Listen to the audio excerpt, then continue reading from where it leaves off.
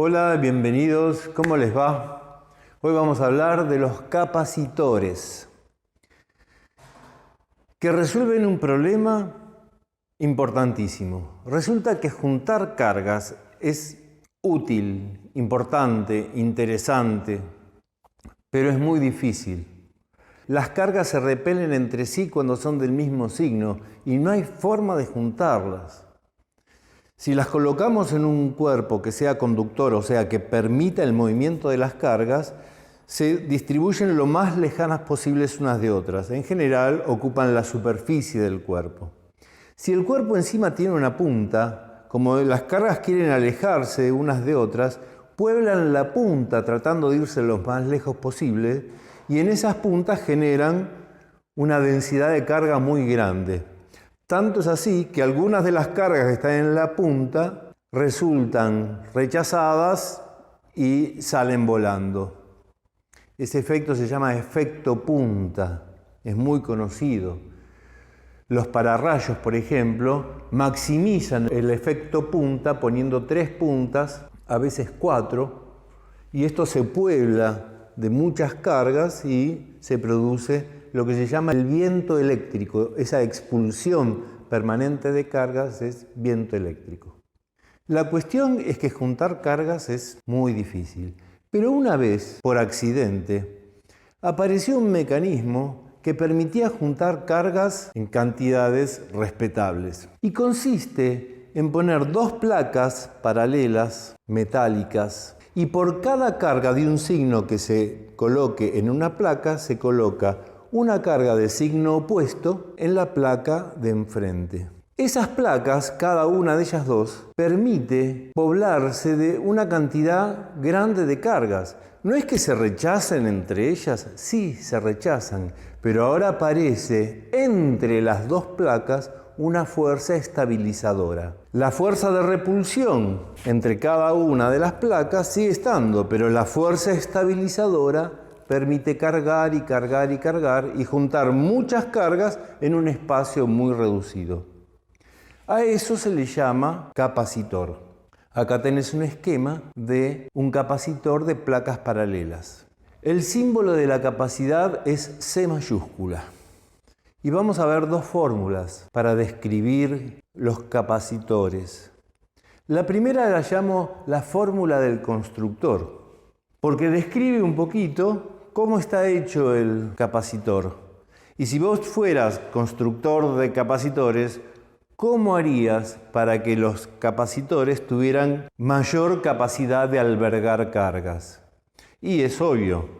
Si querés más capacidad, tenés que fabricar capacitores con más área. O sea, las placas enfrentadas tienen que ser lo suficientemente anchas, mucha superficie para albergar más cargas. También es lógico que pienses que la distancia entre las placas tiene que ser pequeña.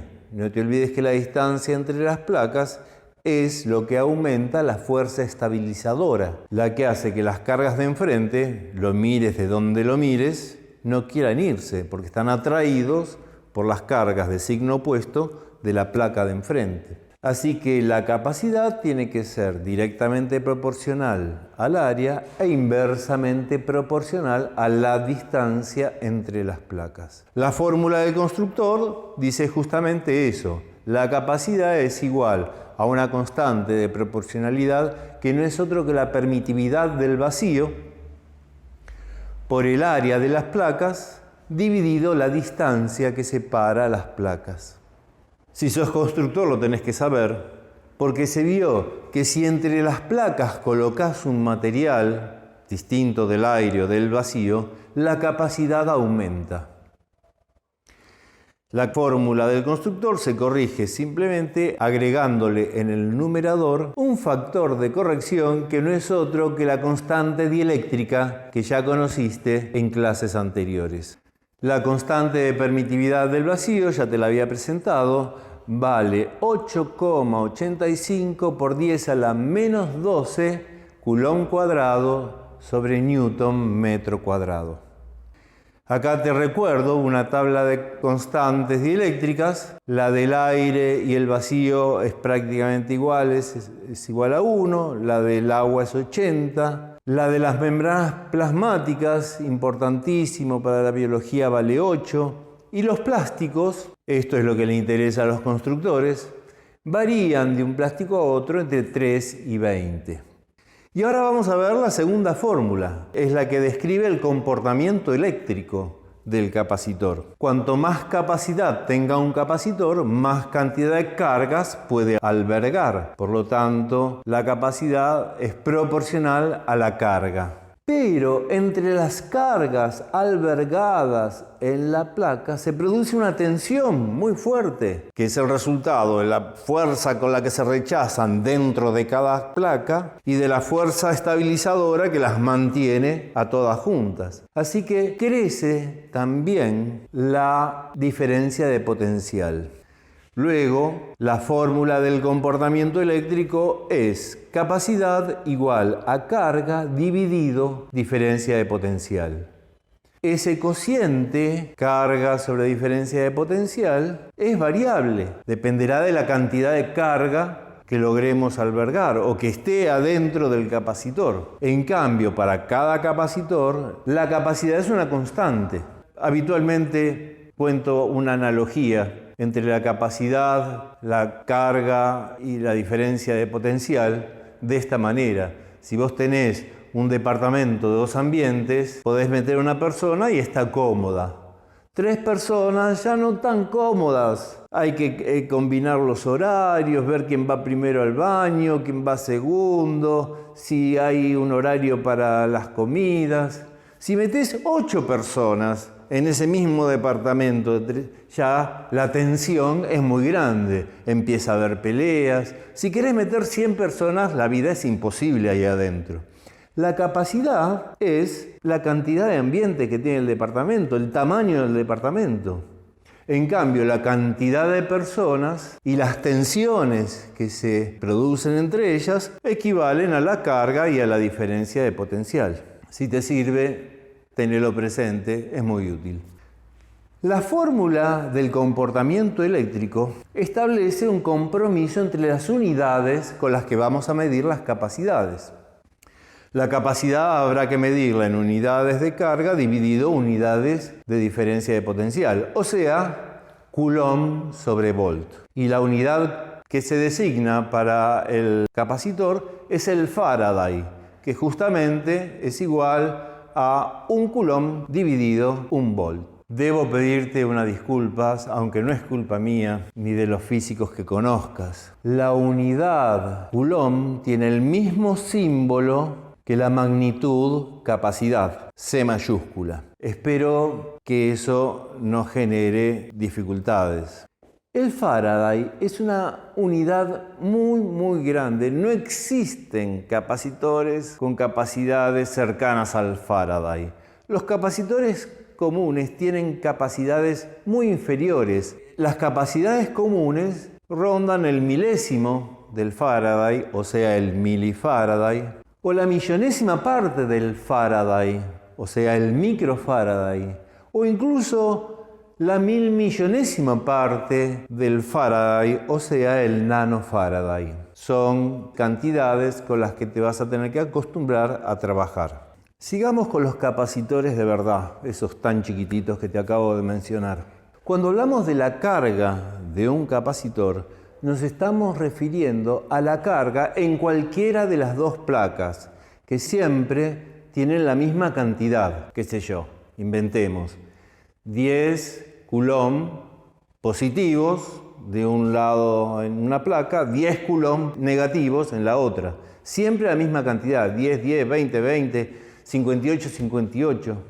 La carga neta del capacitor siempre vale 0, porque siempre tenemos la misma cantidad de cargas positivas en una de las placas que de cargas negativas en la otra. Pero cuando nos referimos a la carga de un capacitor, nos estamos refiriendo a la carga en cualquiera de las 2 placas, no a la carga neta, que siempre es 0. Bien, te muestro acá algunos capacitores comunes. Se llaman capacitores de papel. El que los fabricó vio la fórmula del constructor y dijo, bueno, ¿cómo puedo hacer el mejor capacitor posible y meterlo en un espacio chiquitito? Lo que hacen es tiras de papel metálico largas, armadas en sándwich, 2 tiras con un dieléctrico en el medio, que puede ser un papel de parafina, y después lo enrollan, como si enrollaras un boleto de colectivo de los de antes, y lo envasan. Entonces queda un cilindrito que tiene una buena cantidad de área y una distancia pequeña. Conectan esos 2 papelitos con 2 cablecitos y por ahí se carga el capacitor. Pero cada capacitor, si vos lo comprás en la ferretería o en la casa de electricidad, trae una leyenda de voltaje. Fíjate acá, 6,3, 25, 50. ¿Qué es ese voltaje? ¿Es que el capacitor trae un voltaje fijo? No. Ese es el voltaje máximo que el fabricante garantiza que hasta ahí funciona bien. Si lo cargas con mayor voltaje, lo más probable es que salte una chispa entre una placa y la otra y el capacitor se queme. O sea que ese es el voltaje máximo. No te olvides que tanto la carga como el voltaje son variables. Yo un capacitor, esa es la constante, el capacitor lo puedo cargar con una carga y me da una diferencia de potencial muy pequeña. O lo puedo cargar con 100 cargas y aumenta 100 veces la diferencia de potencial. O lo puedo cargar con 15.000 cargas. Bueno, no sé, hay un límite de funcionamiento, de buen funcionamiento. Acordate que la carga y la diferencia de potencial son variables. Te voy a mostrar un gráfico que nos muestra la cinética de carga, cómo se carga un capacitor en función del tiempo. Para cargar un capacitor lo que hago es conectar los 2 cablecitos a una pila, por ejemplo. Acá tenés un esquema. El capacitor se simboliza con 2 líneas paralelas e iguales. Y la pila que está abajo con 2 líneas paralelas y desiguales, una corta y una larga. Eso simboliza que la larga está a un potencial mayor que la chiquita. La pila, lo vimos la clase pasada, ella sí tiene una diferencia de potencial constante. En cambio, el capacitor no. Si yo los conecto, apenas los conecto, un cablecito a cada borne, de la pila salen cargas que van poblando el capacitor hasta llegar a un máximo, y ese máximo es exactamente la diferencia de potencial de la pila. Si yo cargo un capacitor con una pila de 9 voltios, cuando termina la carga, el capacitor va a tener una diferencia de potencial entre sus placas de 9 voltios. Si lo cargo con una pila de 1,5, la diferencia de potencial final será 1,5 y así. Si lo cargo con una batería de 100 voltios, la diferencia de potencial final en el capacitor será 100 voltios. Siempre y cuando no supere al máximo que el fabricante me garantiza que el capacitor va a funcionar correctamente. En nuestros ejercicios, nuestros capacitores son capacitores ideales que pueden recibir infinita carga y producir infinita diferencia de potencial. Acá tenés el gráfico que nos muestra la cinética de carga. A medida que va pasando el tiempo, va aumentando la carga. La carga total final, donde se igualan las diferencias de potencial entre la pila y el capacitor, no se alcanza nunca, se acerca asintóticamente. Pero para nosotros esos tiempos van a ser siempre breves. Cuando te presentemos un ejercicio, los capacitores se cargan, supongamos, instantáneamente. Esta cinética es fácil de escucharla. Si vos tenés una cámara fotográfica con flash, para cargar el flash lo que haces es cargar un capacitor. Cuando empieza la carga se escucha un pitido. El pitido se va haciendo cada vez más agudo y cada vez más suave. Cuando se deja de escuchar es que se alcanzó la carga suficiente. Una de las cosas que hacen los capacitores es permitir descargas casi instantáneas, cosa que una pila no podría hacer nunca. En cambio, un capacitor, vos lo cargas, y cuando tiene la carga suficiente, unís las 2 placas y esa descarga es prácticamente instantánea, que es justamente lo que requiere una lamparita de flash para pegar esa iluminación tan potente y breve. Es obvio que al juntar cargas sometidas a una diferencia de potencial, los capacitores son perfectos acumuladores de energía, que vos podés disponer de ella y descargar el flash o lo que sea en el instante que vos quieras. ¿Cómo se calcula la energía que es capaz de acumular un capacitor? Bueno, tenés que hacer esta cuentita. 1/2 por la carga por la diferencia de potencial. Fíjate que ahí carga y diferencia de potencial están multiplicándose. Ahora, utilizando la fórmula del comportamiento eléctrico de los capacitores, podés hacer algún reemplazo en esa fórmula de energía y llegamos a dos expresiones equivalentes. 1/2 de la capacidad por la diferencia de potencial al cuadrado y también 1/2 de la carga al cuadrado dividido la capacidad. Las tres ecuaciones son equivalentes y para calcular la energía de un capacitor podés usar cualquiera de ellas indistintamente. Y ya que te mencioné al flash, te voy a contar cómo funcionan los rayos de las tormentas eléctricas. Resulta que la Tierra, habíamos dicho que tenía un potencial cero y una carga neutra. Además, la Tierra no permite que las cargas se mueven, por lo menos no lo hacen con facilidad. Pero un día de lluvia, con la Tierra mojada, ahí es más fácil moverse las cargas por la superficie de la Tierra. Y las nubes, por un proceso que todavía no se comprende del todo bien, parece ser que hay ciertos procesos dentro de las nubes que separan las cargas y coloca cargas negativas en la parte inferior de la nube. Esas cargas negativas colectan cargas positivas de la Tierra y se genera ahí un capacitor espontáneo, cargado, con una cierta diferencia de potencial. Fíjate que puse más cargas en las puntas, un árbol, el techo de una casa, y si hubiera un pararrayos lo habría recontrapoblado de cargas. Pero en principio supongamos una distribución más o menos uniforme de cargas positivas en la Tierra. Ahora, si estamos en verano, suele ocurrir que la nube se va para arriba. Al ascender la nube, al separar las placas de ese capacitor atmosférico, la capacidad disminuye. Acordate la fórmula del constructor. Si se agranda la distancia, disminuye la capacidad. Pero si disminuye la capacidad y mantiene la misma carga que tenía cuando la nube estaba abajo, entonces tiene que aumentar enormemente la diferencia de potencial. Y es lo que ocurre. A medida que la nube asciende, la diferencia de potencial se hace cada vez más grande. Y llega un momento en que el aire deja de ser aislante para esas diferencias de potencial tan altas, típicamente unos millones de voltios. En ese momento el aire deja de ser aislante, se comporta como un conductor y se descarga el rayo que une las dos acumulaciones de carga, negativa y positiva. La pregunta es, si aumentó la diferencia de potencial, entonces también aumentó la energía que te acabo de presentar. Para la misma carga, la energía aumentó en función del aumento de la diferencia de potencial.